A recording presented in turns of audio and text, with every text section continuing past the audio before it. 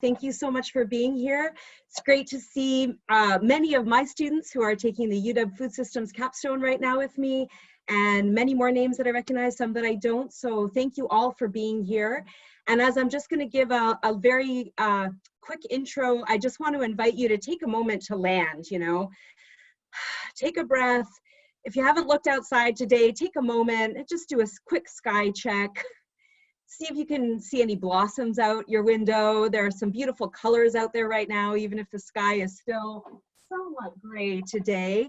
But I think it is really useful to just take a breath and settle in, acknowledge the time of year that we're in, even though we're maybe feeling disconnected from it. This is an incredibly challenging time, of course, and it goes without saying that we're all going through our own struggles around it, and thinking most about those who are most deeply and most personally affected by the crisis of our time. And so just want to thank you for being here. However you're arriving, take a moment to just take a deep breath. We're going to talk through some challenging issues of our time, and then hopefully we're going to move our attention towards some potential action items that we might be able to consider for our own lives. So we'll try to navigate that fine line between dwelling on the challenges of our time and thinking through and moving towards solutions. So thank you everyone who is participating. Thank you everyone who's here. I'm gonna just open that up. I know my students are used to this already. They're sharing in cloudy but bright skies, blue and white. The sun is shining right now. The cherry tree is green now. All the flowers are gone. Can you believe it? Cherry flower season is we're moving through that. I see some, let's see, white cloudy sky, sunny, beautiful flowers blooming, sun is shining in the sky. So I'm glad to hear all of that. Welcome everyone. And my name is Yona Sipos, as Damon said, and I want to thank again UW Sustainability for inviting me to do this talk. I'm a core faculty in the Food Systems Nutrition and Health program. We are about to graduate our first cohort, our first group of seniors, so we're really excited about this new major and its obvious relevance at this time. Even more prominent relevance at this time. I'm also a lecturer for the Nutritional Sciences program and with the Department of Environmental and Occupational Health Sciences here at the School of Public Health at the University of Washington. So that is who I am. And I just want to give you another chance as you continue landing to start to think about what you've been experiencing through this crisis that we're in, through this pandemic. So if you're comfortable and if you'd like, I want to invite you to please share in the chat box any food disruptions either that you are observing or that you have personally experienced in this age of COVID-19. And of course, that might be everything from the hours of your grocery store are changing, or the way your grocery store functions are changing, or lines getting into stores or pantries or food banks, items that you're expecting to see not being on the shelves. What are you personally experiencing in your own personal food system? So I'm just going to open up the chat and just see. So we have, there's no yeast at the store, nearly impossible to find flour in the grocery store, store lines are long, restaurants are closed. Yeah, no baked goods, vegetable areas empty once I visited Trader Joe's. Imperfect produce has limited selection. Tofu and frozen veggies are out, right? Having to buy goods, one each, right? So limits on what you can purchase. So certainly there are everyday disruptions, and then there are also more global food supply chain disruptions that we're going to see. Ivory, thank you for your comment. Farmers markets were closed, but now back open, although with long lines, exactly. So we're seeing sort of some of these, what people are calling some of the new normals. We're going to talk about whether we should actually call that a new normal, or whether we can harness this opportunity to consider system-wide changes. So thanks everyone for your comments so far. I'm going to ask you for comments a few more times through our time together, and no pressure at all, but I really do appreciate your additions to this conversation. And so please feel free to jump in, as Damon said, with questions at any time. And either if they're relevant for the absolute moment where I'm speaking, Damon, please interrupt me. And otherwise we can deal with them and talk through them at the end during a question and answer period if there's time and interest. So today we're really going to be discussing food security in light of food system disruptions in this particular age of COVID-19. And then we're going to spend the last third or so of the talk talking about and thinking through some local solutions and opportunities to promote food security and more broadly, more sustainable food systems. And we'll talk through what all of that means. I'm just going to check my chat box. Yes, yeah. So just a few more comments coming in about disruptions that you are already experiencing with respect to food supply and maybe food security as well.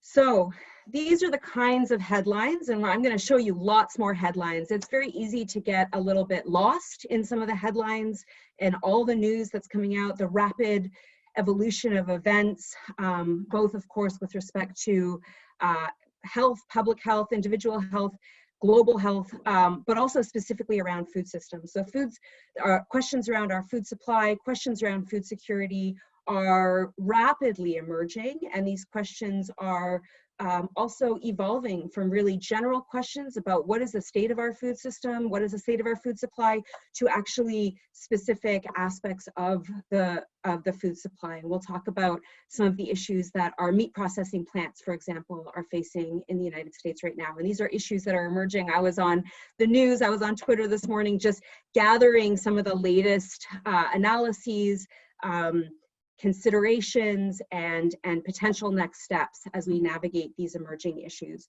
So what the heck is going on with our food supply and food security? And so to start answering that question, let's start thinking through what we mean by food security. Oftentimes we can just think about, you know, having a secure food supply, and we think about that, or at least the Food and Agriculture Organization of the United Nations has defined that as having four main features. So that there be an available food supply, that it be accessible, that people have the means to utilize that food supply, and that food supply be stable.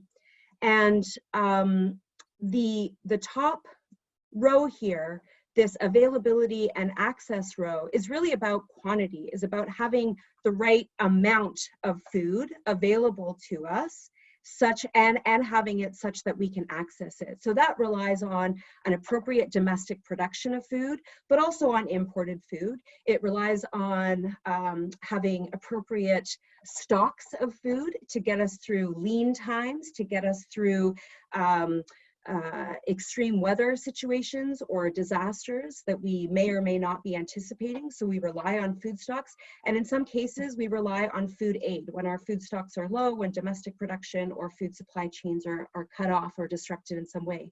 So once that food is available, we need to be able to access it, and that depends on resources to obtain the right kind of food.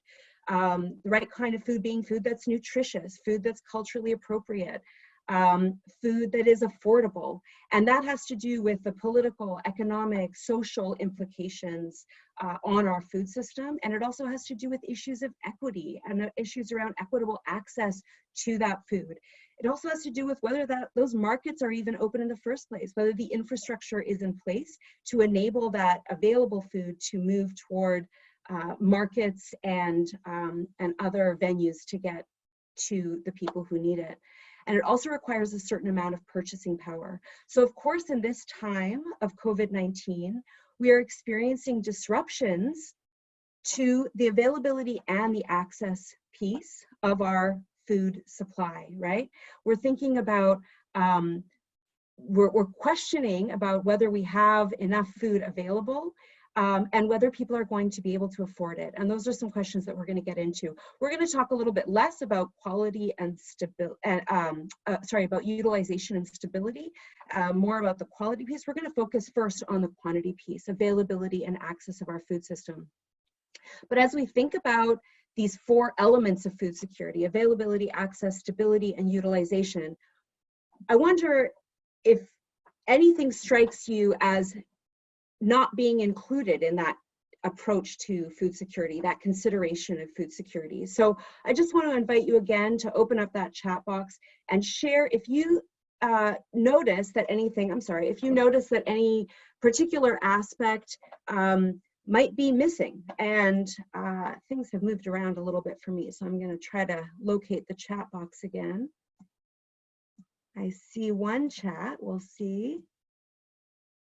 Fear of being able to pick out fruit, touching with intention. So I think, Esther, that comment was from before. So thank you for that comment. And just want to say, as you reflect on the pieces of food security that I have up here on the screen again, availability, access, utilization, and stability, I'll jump in here and then you jump in with comments if you want. What strikes me and what's missing, thank you, Emily, labor issues, right? Food has to come from somewhere, and that often requires labor. That often requires someone exactly to plant the plants, to tend the plants, to harvest the plants, right? Even if we are hunting and we're not raising our meat, we still need to have people, labor, involved in the acquisition of that food, right? And as we think about food security, a lot of times our definitions of food security and even our definitions of food system leave the people out. And that's one of the things that we're going to focus on today. As we started to consider, there is this complex food system that underlies and actually enables food security to be an emergent property. So if you see here at the bottom, you see that same FAO designation of food access as having at least here availability, access, and utilization. I'm sorry, food security, availability, access, and utilization.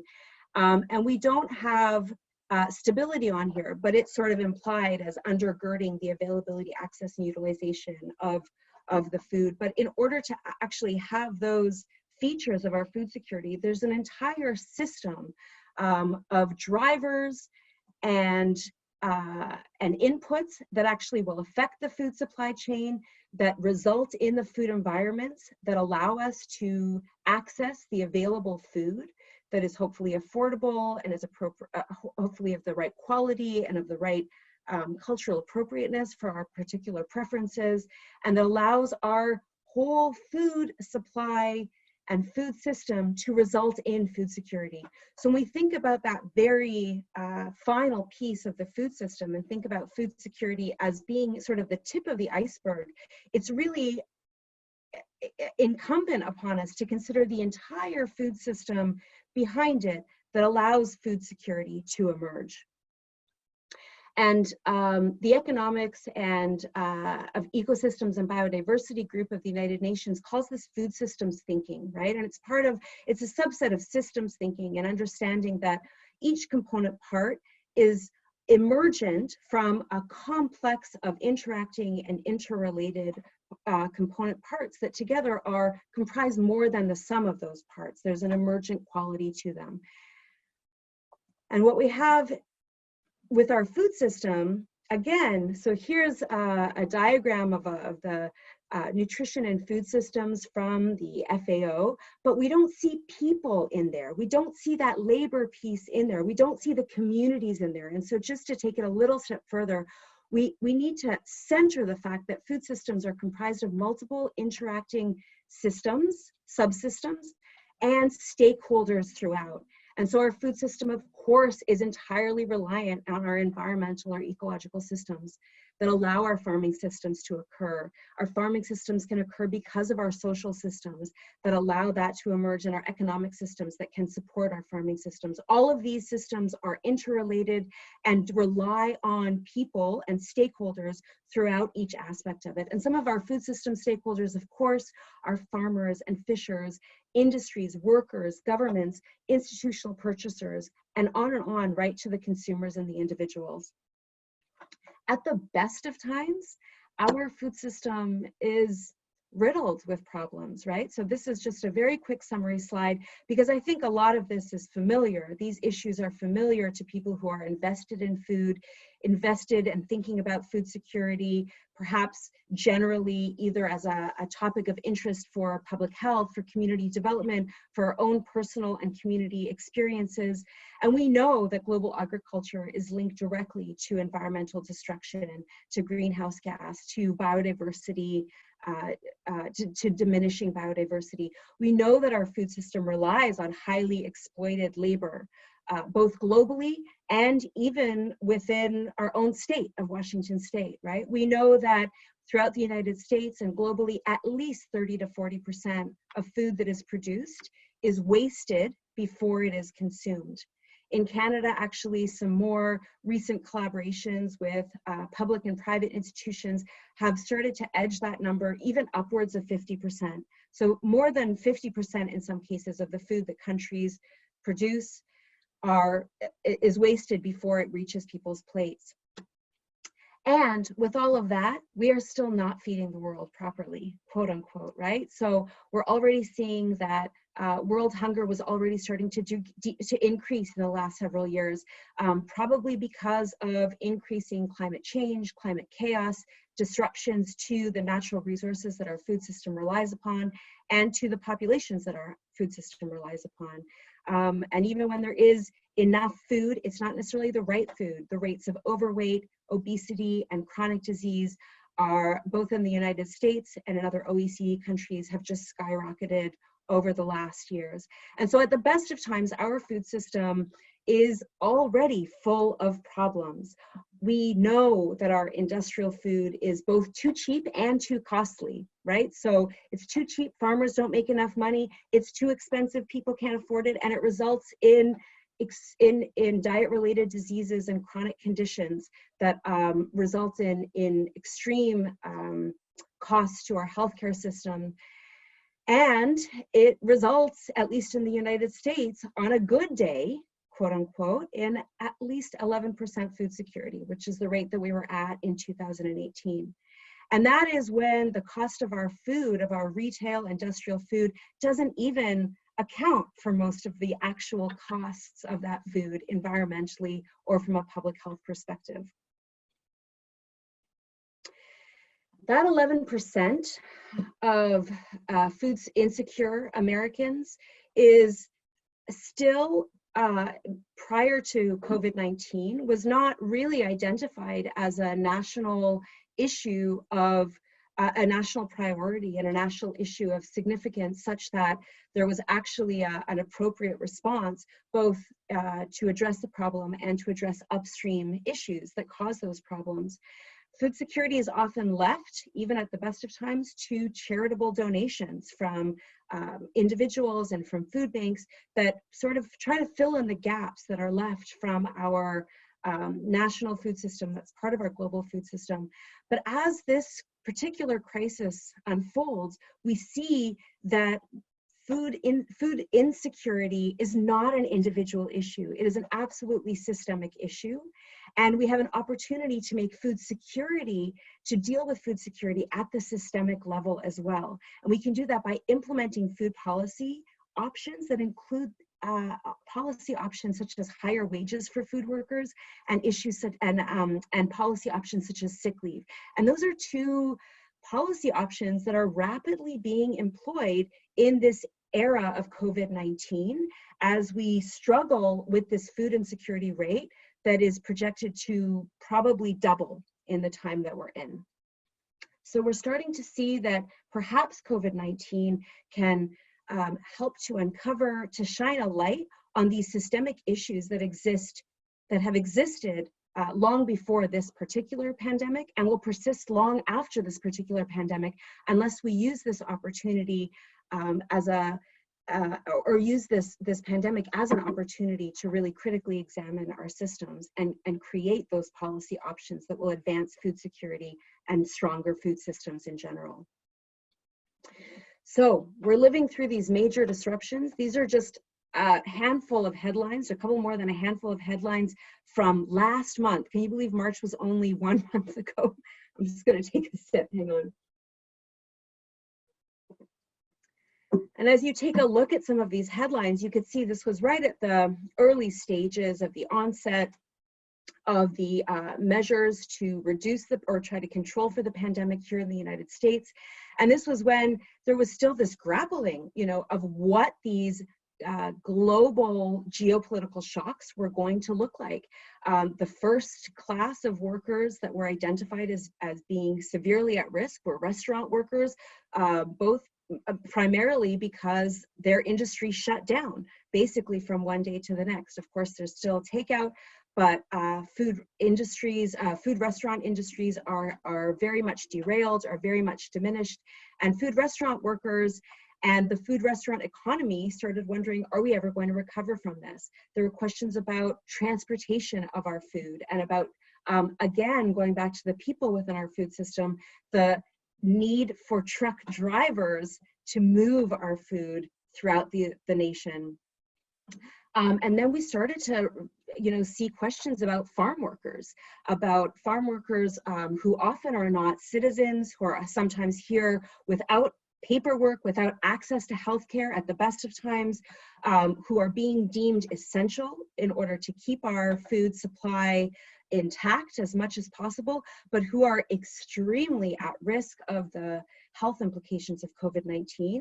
We also, of course, saw our schools shut down. We saw children's access to school food being severely disrupted, both in that immediate moment and in the longer term, as there were questions about the health of school food service workers who are still working to provide that school food to children and their families.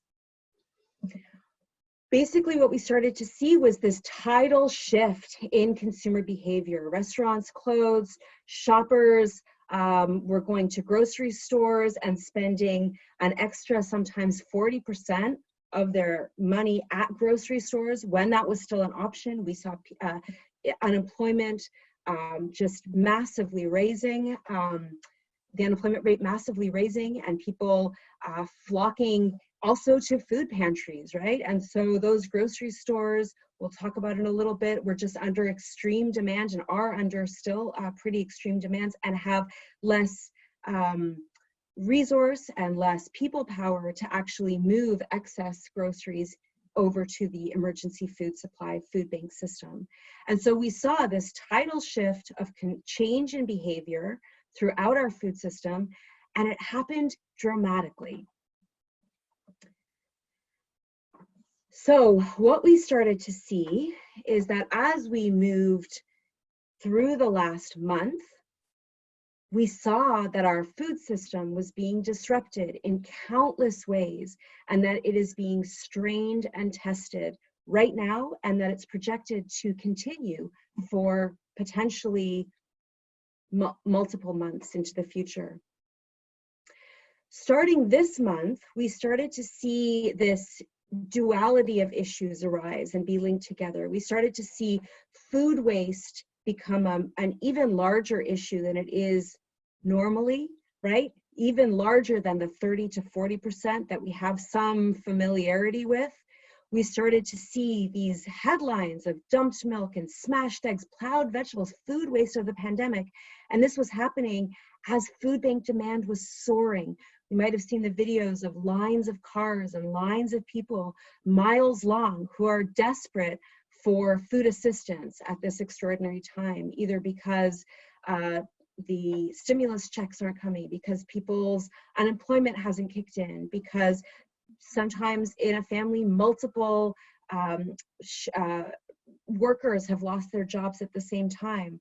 So there are multiple stresses on our food system, and we see these two extremes emerging of wasted food and extreme food need, both soaring simultaneously. This is more about why food banks are running out, and talking about this distribution of goods in normal times, quote unquote, but also the kind of new normals that are emerging around lack of resources, lack of people power to move food from grocery stores into food banks. And we see that this delicate dance that food banks have been participating in for years and years, that's handled by charities and run by volunteers, is actually not equipped to handle a crisis of this scale. Our supply chains are disrupted, and we are not managing as we should be. Finally, this is all emerging basically this week, last week, and the last couple of weeks, this big storyline about meat in America, and specifically about industrial meat, right? And so there have been these major concerns expressed from some of the 5 or so major meat companies, Tyson and others, who are saying, our food supply chain, our meat supply is extremely vulnerable, it's at risk. And we are concerned that our processing plants are not able to manage at the volume that we have expected them to. I think as of today, there were over 80 processing plants that were shut down throughout the country.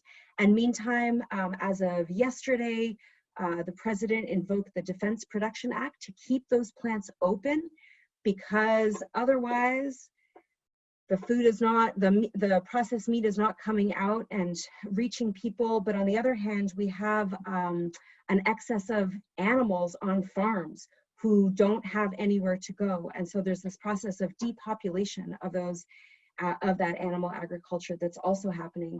While this storyline is unfolding, we also see that it's, there are these blanket statements that Tyson is coming out with saying the food supply chain is broken, but there are critiques of that coming out and saying, actually, is it the general food supply chain, or is it Tyson's food supply chain, because of the vertical integration, because of the complete consolidation in some extents, where the same companies will own the birds and every aspect of that supply chain through to the processing plants.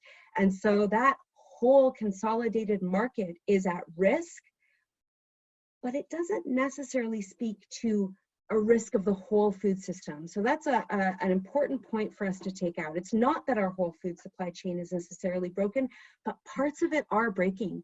And the parts of it that are breaking are those that are heavily consolidated and heavily industrial. There's also moves to really condemn this Defense Production Act that's been invoked to keep the meat processing plants open. And there are, what that means is that meat processors are being mandated to go back to work, even with the health risks that are still present. And so there are labor, environment, and animal groups who are coming together at this time to, to really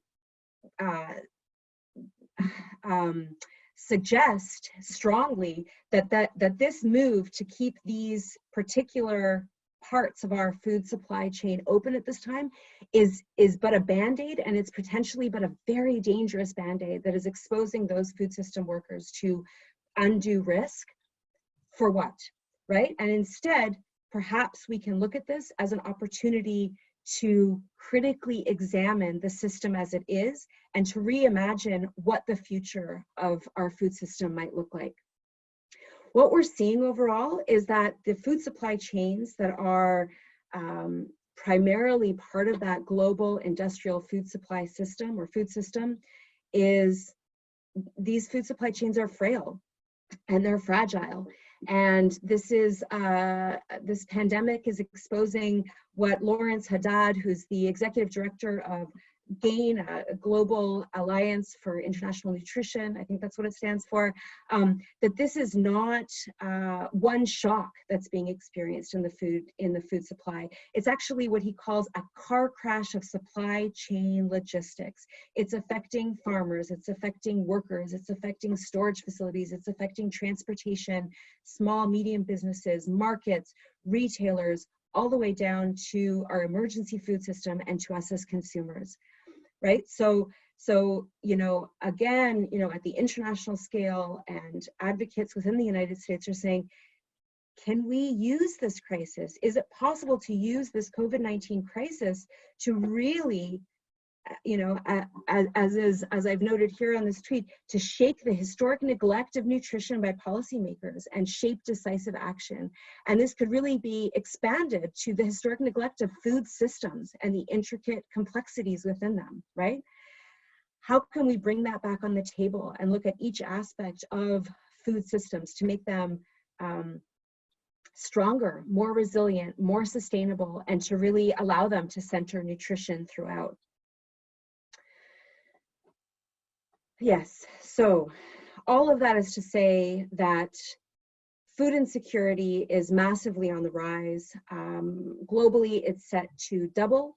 In the States, we don't yet have numbers on where we're heading with our food insecurity, but we know that we have staggering unemployment and that food banks are already seeing, doubling, and there are projections up to 4 times the amount of pressure we put on food banks and on emergency food systems.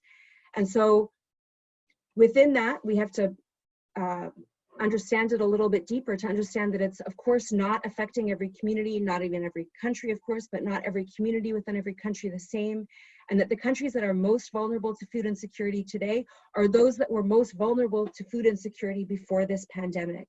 People of color, communities of color, low-income individuals, we see the inequities being replicated and expanded through this crisis. And again, potentially, it's an opportunity to open that window, and shine a light on these issues that were already part of our unsustainable food system that already resulted in over 10% of the US population being food insecure. And we might see that double over time. In Washington State, we have seen a doubling. We've already have seen that double the number of people than before the virus outbreak are food insecure within Washington. And there's been an incredible strain put on our statewide food bank system. And this is at the same time while donations to food banks are historically at a low. And so earlier this month, the governor started a Washington Food Fund to invite charitable donations and philanthropy to develop a fund to meet this crushing demand. But again, this is incredibly important, and if you're able to support this fund, I, of course, encourage all of us to do that. But this is a Band-Aid, right? This is charity. This is not a system-wide change. So we need to always be thinking about what is the discourse around the solutions that are being proposed. Are they Band-Aids? Are they just about meeting immediate need, which is very important? But it's not enough to persist into the long term. It's not enough to address sustainability issues. How can we move it more upstream, more to the system-wide issues, right? So here are examples of USDA food programs, and this is parsed out for every subpopulation: children, women and infant and children, families, school children, etc. But there's disaster SNAP, DSNAP. There's increased funding for TFAP, the Emergency Food Assistance Program. There is additional money there to hopefully there's more money being galvanized to actually be able to purchase more food from farmers who are producing it, and then moving it through a supply chain in a way that food banks can actually manage that kind of fresh produce and turn it around to make it accessible to the people who are in most demand. But these are all part of that Band-Aid immediate approach. And we have to keep asking, is this enough? And we have these incredible community interventions. We have these pop-up food banks. We have farmers and communities who are connecting to make sure that food is not dumped and is not plowed over, to say, in Idaho, here's something from just a few days ago, we have, tons of potatoes. So how do we bring those potatoes and connect them with community members? In Seattle, many of our senior meal sites, all of our senior meal sites have shut down. And so how do we create emergent properties or emergent programs to actually get that food to that vulnerable population of our seniors? And we have amazing volunteers who are delivering hot lunches and groceries, but we have to ask, is this enough? Is that actually what's going to lead to food security, particularly around the stability piece? How are we going to ensure that we move to a place of having not just a sustainable food system or a sustainable food system, but one that can persist over the long term and be resilient to these changes and to these shocks? And so all of this is to say that the pandemic is really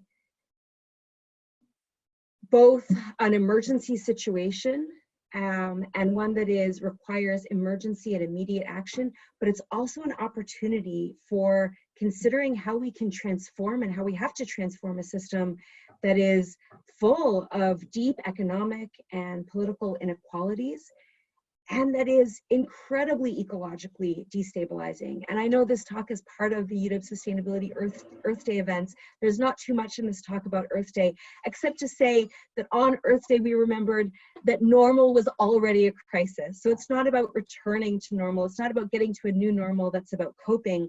Let's not go back to those normals. Normal is a problem. Normal, we are already facing extreme shocks to our systems, all of those embedded systems that are sub to our food system. So we don't want to just go to a new normal. We want to potentially take this as an opportunity to move beyond food security to sustainable food systems and even to food justice and food sovereignty. Here's another call from the Intergovernmental Science Policy Platform on Biodiversity and Ecosystem Services, calling for measures that save lives, protect livelihoods, and safeguard nature, right?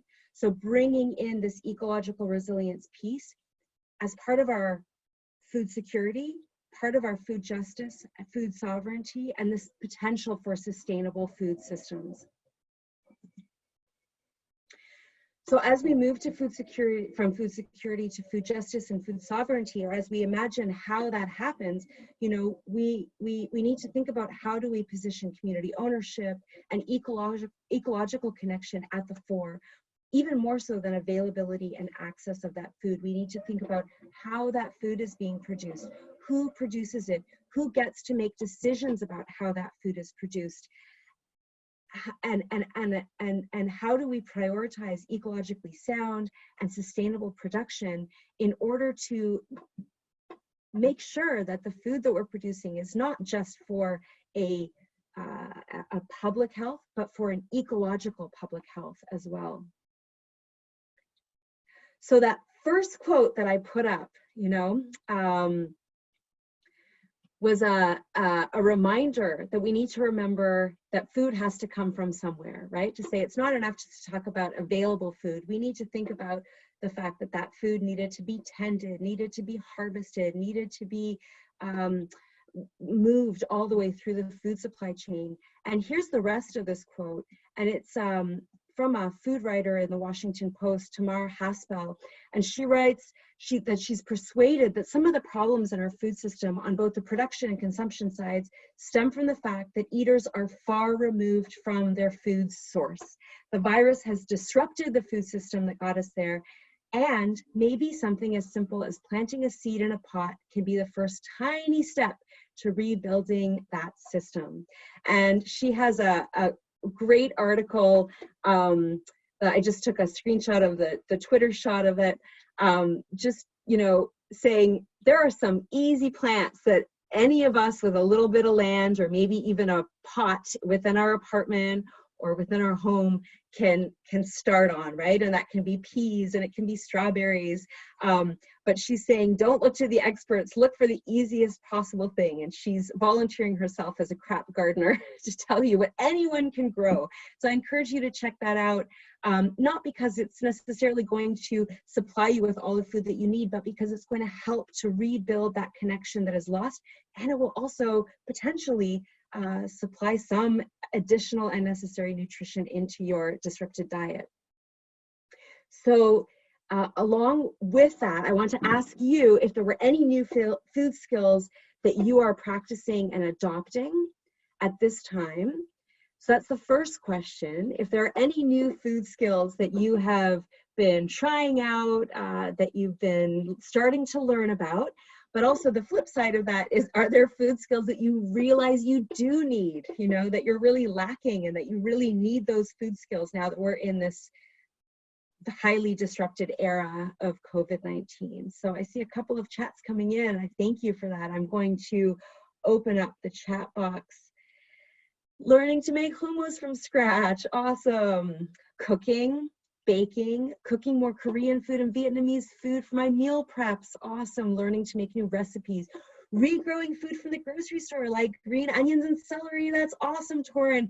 I don't think it made it into my slides, but there's a great resource from WSU on garbage gardening. I'm not saying that's, and I think it's a strange name for it. We could maybe come up with a better name, but saying that all those carrot tops that have greens on them, or celeries that that also have greens, you can grow whole new plants from them. That's a wonderful way to be connected. I love that.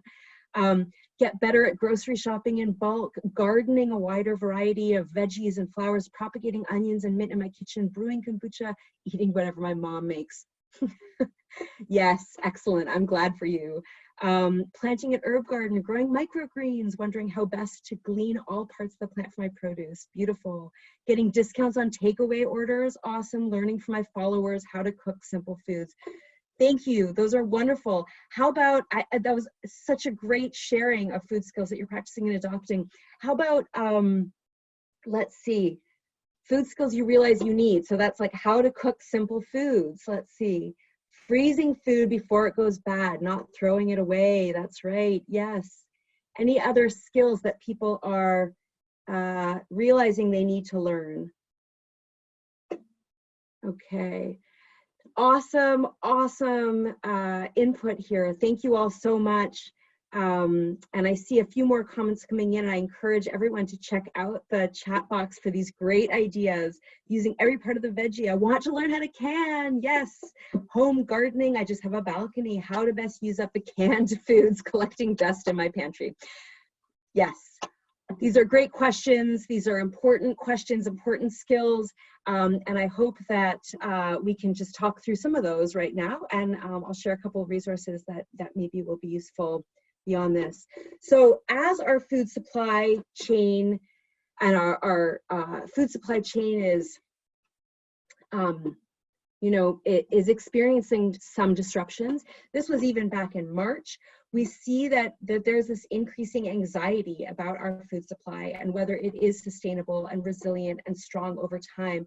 And so there's been this movement to really start to develop some food skills, right? And people are en masse becoming more and more interested in growing our own food. And we've seen reports actually of seeds being cleaned out of stores and of workshops. I'll share one with you in just a moment that's coming up. People just trying to figure out, how can I grow on my windowsill, on my balcony, on my yard that's never been gardened if I have a yard, right? So, and how can we actually learn from 100 years ago when there were victory gardens and when there was an encouragement to raise your own chicks in urban environments, even more maybe than Seattle has at this time anyway.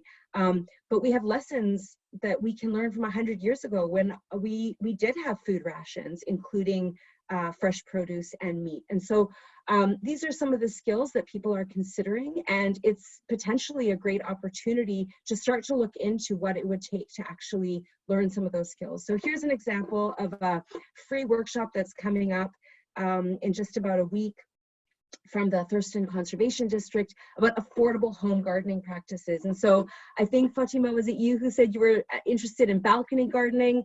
So this workshop is meant specifically for people who are looking to grow food at home, who are looking for low-cost, non-permanent, and productive home gardens, including for those who have small yards and apartment balconies, right? So the information is here, and I'll share these slides with Torin and Damon at the end so you can see them as well, but it just requires, I think, a registration for it. And this is one of a lot more resources that are being put out there to invite people to start developing some of these skills, especially since we're home a lot and we might have a little bit more time. Even though some of the resources that we think we need, we might have questions about where to get them. So great to look into options like this and to think through what resources you might be able to get on your next food run, wherever and however that might happen. So just a couple more resources. WSU has, I'm so sorry about that. WSU has lots of resources on home gardening. And Esther, I think it was you who mentioned that you wanted to learn to can. There's an amazing resource also out of WSU Extension on home food preservation. That's just a wonderful set of resources around considerations and equipment and safety as you both produce your own food and then preserve it. So I really encourage you to just spend some time. WSA Extension is a great resource at this time, and they are putting out some wonderful resources and short courses, free courses on many of these questions. Oh, and here's the link actually to the garbage gardening. And so that really is a pretty cool resource that looks at, how you take those scraps, what we might generally compost, and turn them into new plants, and maybe even into more food for ourselves. So what can we do right now? We just want to take time, as much as we can, as much as we're able to do that, to just make a plan, to not panic purchase, but consider a more limited plan for accessing food, whether it's from grocery stores or food banks or both. We all have to allow for extra time to manage food acquisition and allow for less diversity in our diets, right? And and really think through those simple recipes that are going to help us to use up maybe those canned goods that are now collecting dust, as you said, Sarah, and maybe supplement them with some greens that we grow. I wanted to share with you, I started sprouting again. It's been several years since I've sprouted. These are mung beans. So I had a bag of organic mung beans that I got from a bulk section that was pre-packaged for me. These are organic seeds that I sprouted. I started these 4 days ago using clean water and changing the water often. I have a lid that fits onto a mason jar so that I can let all the water stream out without losing my seeds, but you can also use cheesecloth. You can even wash your hands really well and just put your hand on top and strain out all the water. And after 4 days or so with mung beans, you just put them in the fridge. Make sure you rinse them off first and kind of let them dry out a bit. Put them into the fridge. And then best practice is to cook them up, just to be sure that there's no bacteria that is present on the seeds or within the seeds. You cook them up as a food safety practice, and you can use that on top of any of the canned goods that you might have in your storage pantry. And these are some excellent, this is, sprouting seeds, and seeds are really nutrition storehouses. Sprouting seeds can really activate a lot of the nutrition that's available in seeds and make it more readily available to us, especially if we're only able to access fresh produce once every couple of weeks at this point. So I was excited about that. Oh, I also wanted to show, I had some organic pea seeds that I also started, and these I'm going to grow up to be a little bit taller, and then I can start cutting off the pea shoots. And pea shoots are expensive at the best of times, and so I'm just keeping these moist and spraying them with water a number of times every day, and then we will be enjoying some fresh pea shoots, hopefully within the next week or so, and kind of keeping our fresh foods going.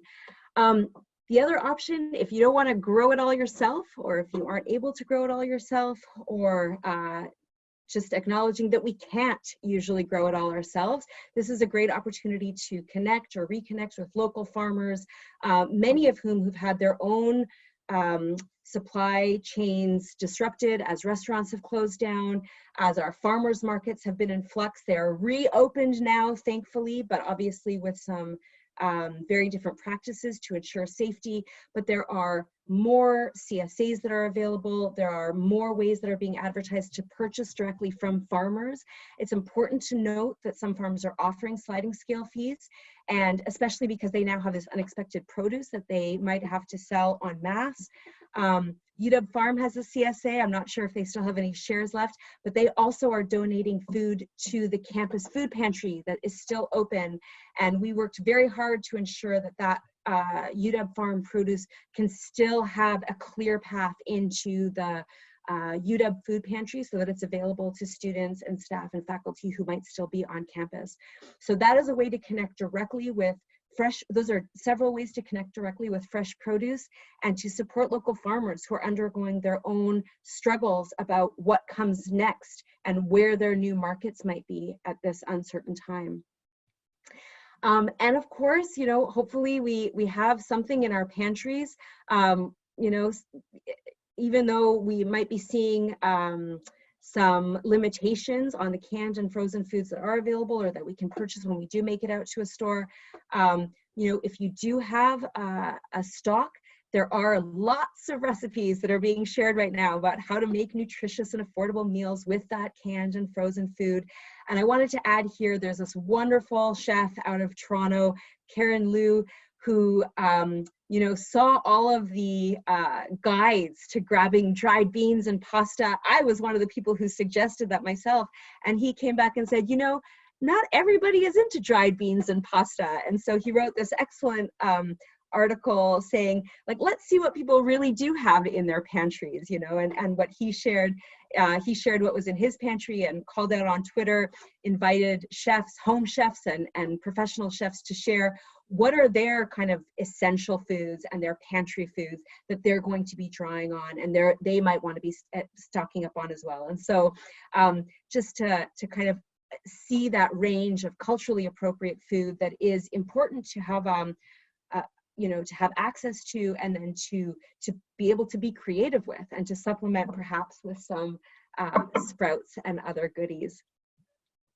And then we have to keep our eye, you know, toward on the long game, right? And thinking through sustainable food systems in the long term, and what practices we can be considering now that might be able to at least be initiated that will help us in that transformation from a highly industrialized, highly consolidated, highly global food system to one that is potentially more regional, that has more elements of self-sufficiency and has more connection between consumers and farmers, between people and the land, between communities and the regional the regional food sheds and watersheds where we live.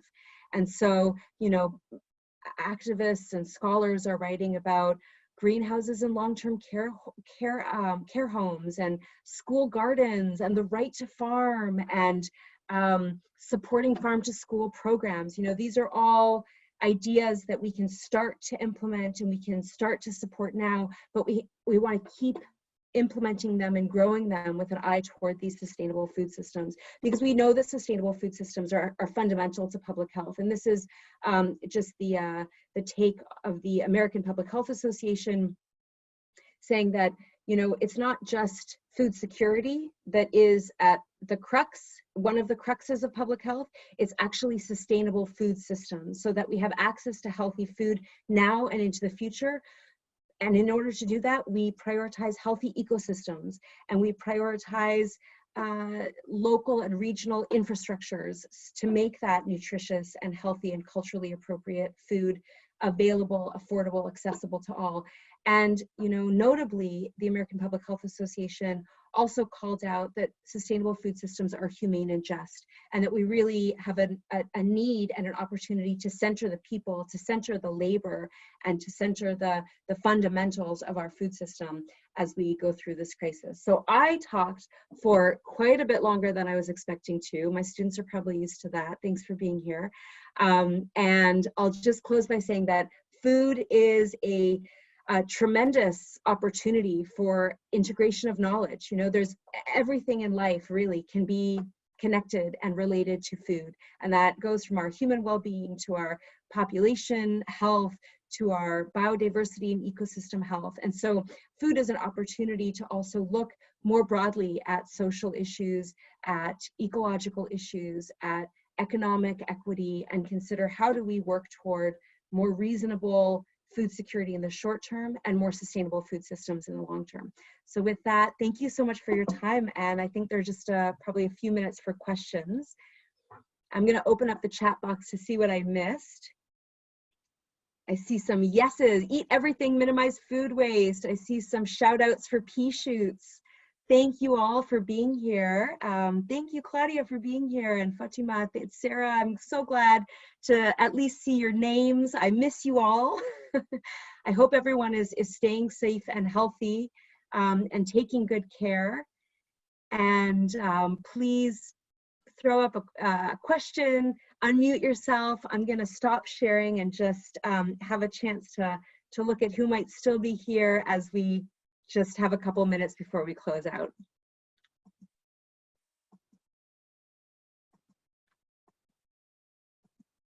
Oh, it's great to see your names, and even some of you. Hi. There you are. Oh, so Damon and Torin, would you like to close out in any way, or is there anything that you'd like to add? Oh yes, my last. I was going to say we do have a few minutes. If there's anyone that has some questions, go ahead and do it in the chat. I don't think people can unmute themselves at the moment, but go ahead and go with the chat. Oh, and there's one that just came in, I think, although there's, from Maryland, do you envision a large-scale victory gardens culture? Again, kind of harkening back to that World War II idea. I think it's World War II or World War I idea, where people are really making their own food and really getting back into that idea of gardening and trying to make your own food. I think that's such a great question, and I think it's already starting to happen. You know, I think we're already seeing that there is an increased demand for people to regain some of those skills that many of us have lost, especially in urban environments. This idea of reskilling as a community is I think becoming a very open question for us in this time of uncertainty. And growing food, you know, it's a wonderful place to start. It gives people an opportunity to reconnect with how challenging it can be to grow food, and also how incredibly rewarding it can be to watch our food system grow right in front of us. So I do have a lot of hope to that we'll see more victory gardens and more community garden and more gardening in general, more local, personal, local community food production. If anyone else has a question, go ahead and put it in the chat. We will try to get many of the links and resources that were mentioned here up on our website when we post this video. We'll be posting this video on the UW Sustainability website, green.uw.edu, as well as our YouTube channel and Facebook. So hopefully anyone that follows UW Sustainability will be able to see this shortly in the next few days. And like I said, we will reach out and try to include many of the links and resources that were mentioned here as well. Looks like we don't have many other questions coming in. We are near time. So I just wanted to say thank you again, Yona. This was a great talk on all the different ways that our food systems are impacting us, and especially at this time, how that changes. One last question, maybe real quick, that came in. Do you think that food companies such as Tyson's are likely to get bailed out from the government, or how might that look going forward? That's a wonderful question, and I am scanning the news on an hourly basis. I am as curious as you are around that. I'm not going to speculate at this time because the news is changing on an hourly basis. Just encourage you to keep up with it, but don't overdo the news, because as you saw from everything I put up, it can be overwhelming. So I wish I had a more specific answer, but I think it's still unfolding. Great. Well, I think that we'll go ahead and call it there. Thank you once again. I do think it's great. And I think, you know, it's one of those things that in a time like this, when people are able to sort of look at some of the aspects of their own, you know, food consumption and how they can, you know, grow their own food or change their food consumption, or just think about the food systems in larger ways. It's one of the things that we can kind of take from this time is sort of examine what's happening, and talks like this are great to sort of give us a greater depth of understanding and resources to do that. So thank you once again. Thank you for everyone for joining us. We will try to have more talks like this throughout the quarter. So stay tuned to UW Sustainability, and we'll let you know about any upcoming events. Thank you. Thanks so much, everyone. Thank you, UW Sustainability.